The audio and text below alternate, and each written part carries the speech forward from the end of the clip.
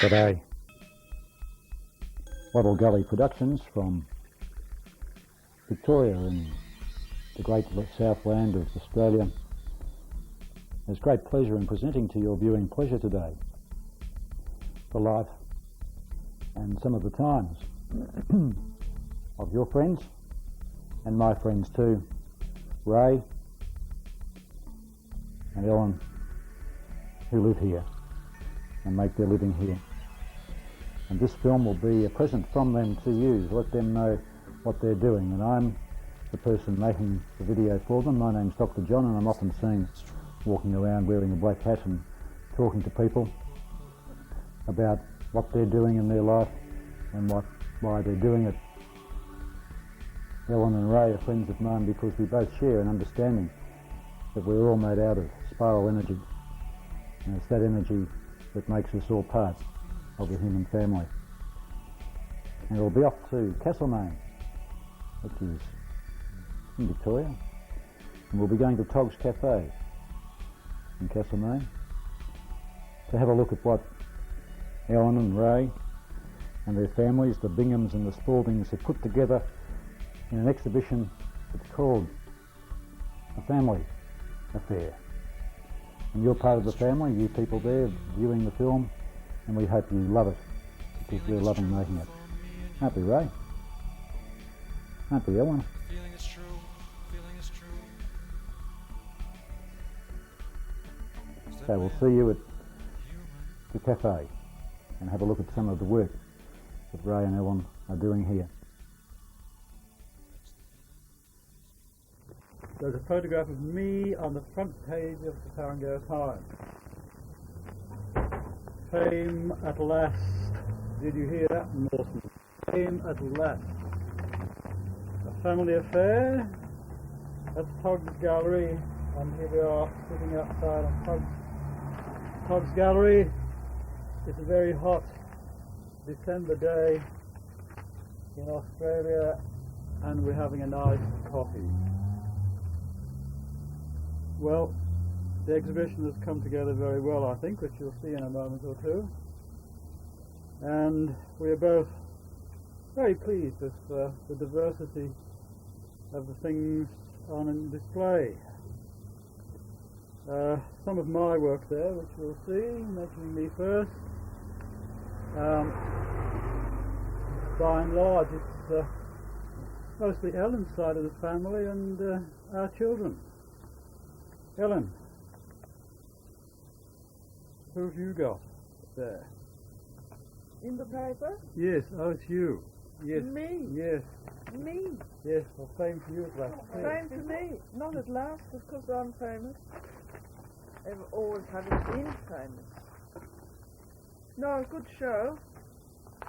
And I'm really very, very grateful for all the members of the family who've made that enormous effort to bring their work over here. I'll have it sent through Alex from Norway, and it's also nice that Lillegoat could participate all the way from Tenerife. Well, we'll be going in and having a look soon. So enough of that talking. I think it's much better we go and have a look, don't you think so? Yes, enough of us. Let's go and see what's on display. And I think first we should look at the boy's work. This is Benjamin, Lady Bath. He's been copying my Lady Bath as I was working in the studio. And Benjamin is what now? Benjamin is 3.5. 3.5. Joshua makes things himself. He's very clever. This is a little sitting lady with flowing hair. And that little thing is really quite precious. A tiny little pot with little people all the way around. It's rather lovely, actually. Yeah. And this over here is, again, that's... Oh, that's Ben. That's yes. Ben here. The cat's, while we're on the table here, the cat is Ellen's.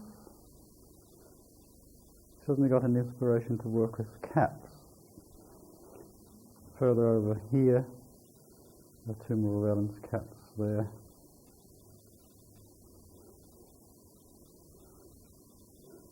And of course, the birds. You can get around to those. Ducks and guinea fowl. I always want to call them something else. Sure. Yeah. You just roll. How do you go? Right. Here we have some guinea fowl, feathers, courtesy of the man behind the camera, John. This guinea fowl was actually inspired by a poem by Christian Maldon. My family will know all about him. I translated the poem as good as I could into the English, and it says, I have to read it. The pearl hen, guinea fowl, counts 6, 7, 8, 9, 10. What is she counting, the lovely hen there under the dark earls? It counts, craving knowledge, the amount of its pearls. It shows how clever it is with its tiny little brain. Lovely. Put those back again. Lovely feathers. Thank you, John, for the feathers. Okay, cut. We have here some of Sean's, excuse me, Joshua's, some of Joshua's drawings and paintings. We'll just flip through a few of them here. He's quite a talented boy, actually, when it comes to painting. Joshua and Nana with chickens. That's appropriate, since we just moved from chickens.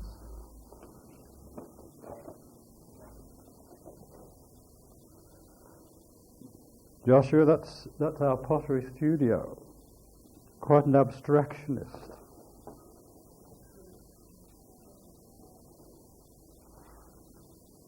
That's lovely. I like that one very much. Yes. I might buy that myself. And a very pastel-y one here, just simply called Birds, would you believe?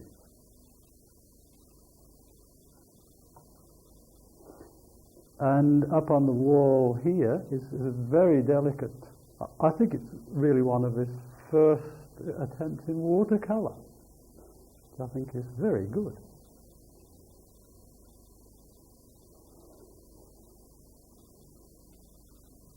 Speaking of very good,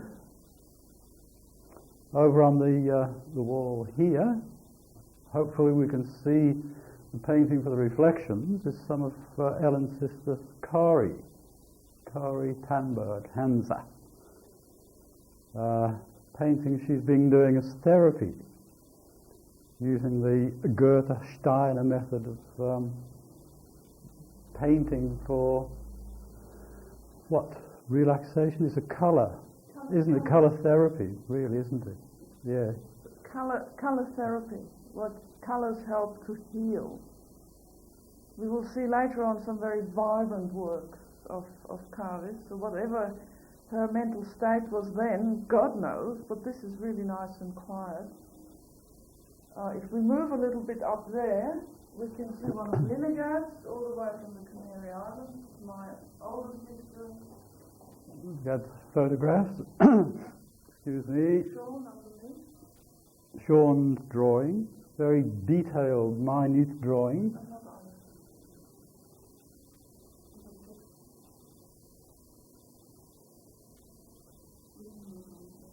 Okay.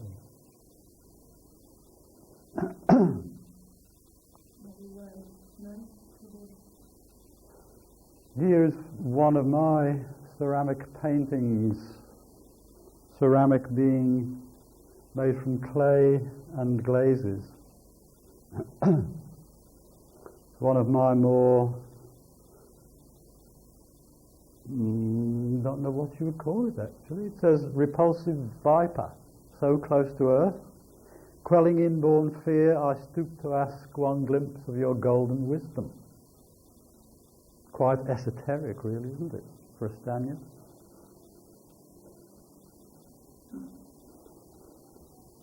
And I don't know if the camera... I'm not allowed to have ducks, Ray says, because they foul up the dam. So I've made some ceramic. I've made myself a ceramic duck. Should not sell. She will come back home and sit next to my door at the veranda. I'm rather fond of this one. Very tactile. Tactile. Speaking of tactile, some of a little group of sculptures of mine here, called A Small Crowd, mostly because there's only 3 of them. But as you can see, or perhaps you can't actually, they're made of clay, which is coiled. They're all hollow. And they've all been coiled and beaten, and fortunately without too much mishap in the kiln. It's a crazy game. You make something and commit it to the flame and just keep your fingers crossed that weather and technique and things hold it all together. Fortunately, we didn't have to take a shovel to it.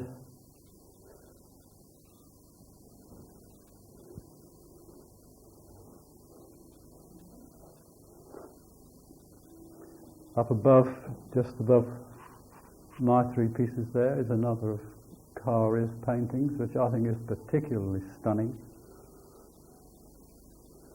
Very beautiful blues.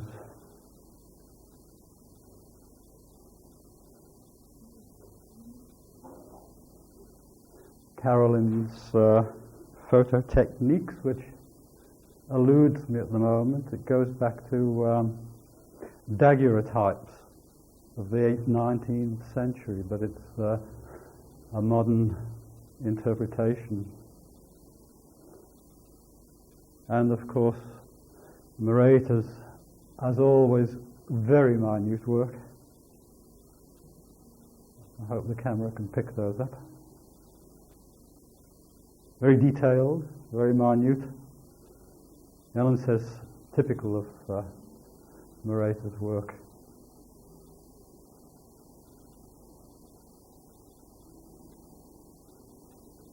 Second room of the exhibition, and we're going to have a look at one of Jessica's, I suppose there are paintings with embroidery.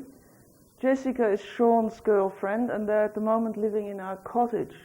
This painting depicts her feeling of the cottage, which is in the Nuggety Ranges.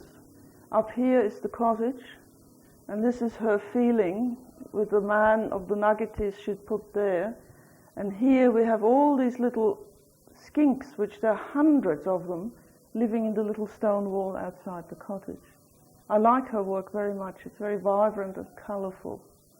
There's some more further on, some of them done in Tasmania, some of them done around this place, and the last one, actually very sad, was inspired of a memorial of the Second World War, with the red poppies and the crying girl or crying person. Very talented young girl.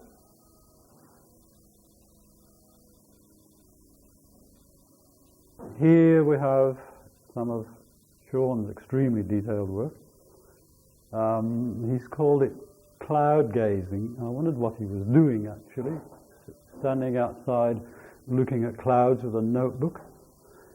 The main inspiration really was the different shapes the clouds were making into sort of mythological creatures flying across the sky, and he's interspersed it with little bits of poetry which needs a microscope to see. I couldn't possibly, especially on a hot day like today, see any of the writing whatsoever in any detail.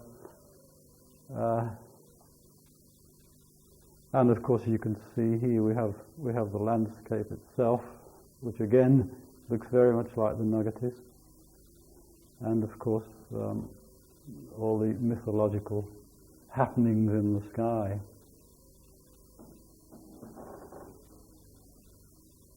Very nice pen work. The paintings, all the work we couldn't display on the walls, were put into two folders like this. First of all, we have Narrator's work. I just flipped through it very quickly, and then we go on to some more of Joshua's. This one is nice. That's my washing machine. That's watercolor. He's suddenly started to do watercolor. We go on to Sean's work, which is, there are not copies, but there are, anyway, there are copies.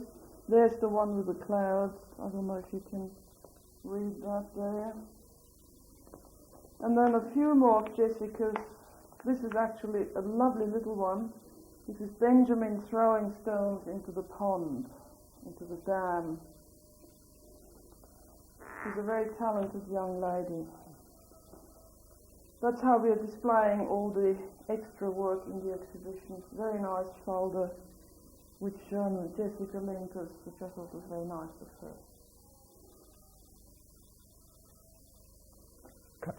Work, very vibrant. My dear sister, what was going on in your mind there? If this is supposed to be color therapy, wow. No, we love it. We think it is wonderful, very vibrant, very strong, and I could live with it quite easily. Absolutely, yes, yes, yes. Mr. Turner, reach your heart out. Right. Here we go. This beautiful little thing here. You tell us more about it, Ellen. Can you see this? Number 33. This is one of Joshua's very, very early pieces of clay. Now, the interesting thing is that children his age don't make arms.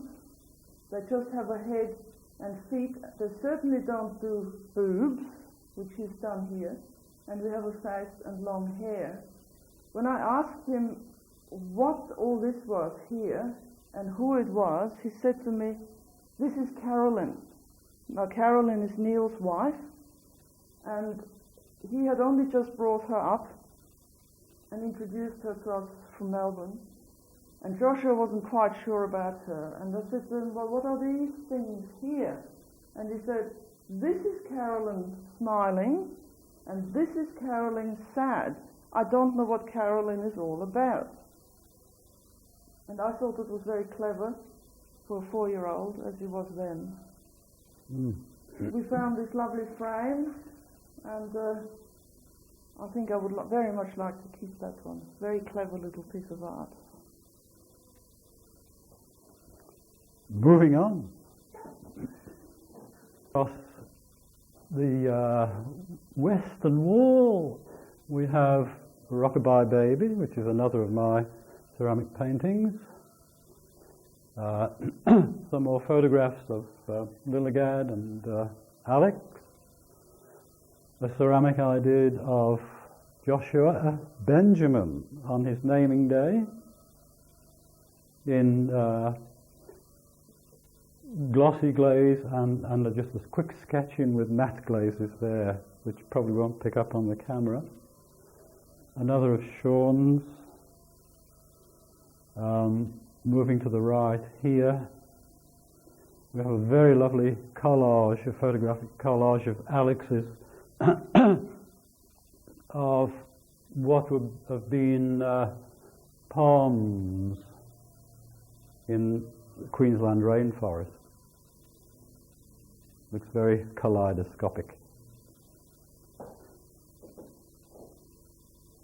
And just below Alex is here, we have some rather lovely little ceramic pots and so on of Kirsten's. If you have a cat, you have to have a meow.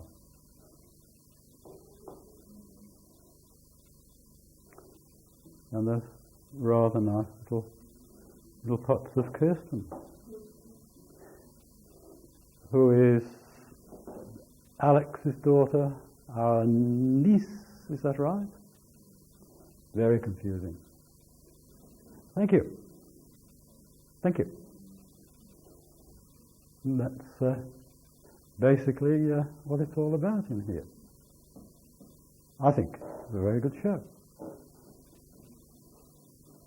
Don't you? Yes, so we had Ray, and we had me, and we had our son Sean, we had his girlfriend Jessica, we had my sisters Kari and Lillegard, And Marita. and Marita. We had my brother Alex and his daughter Kirsten. We had Joshua and Benjamin, and we had Neil, our son Neil, we must not forget him, having such good photographs, and his wife Carolyn, both in photography. And that was our family exhibition. Thank you. Thank you. Cut! Cut! Okay, off we go. Thanks, Anne. Just stand on 5 o'clock, so we could get very well.